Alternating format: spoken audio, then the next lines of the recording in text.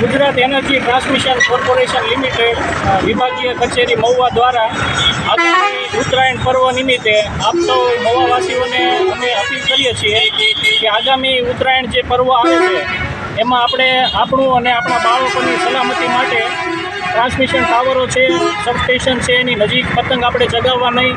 Transmission tower ઉપર ક્યાંય પતંગ જો ફસાયેલી જોવા મળે તો એને કાઢવા માટે કોઈ કોશિશ કરવી નહીં. ધાતુના સળિયા કે મેગ્નેટિક ટેપ, ચાઇનીઝ પીપલો એનો ઉપયોગ કરવો નહીં.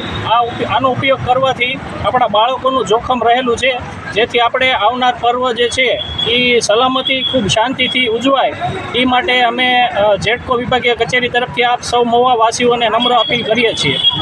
Thank you.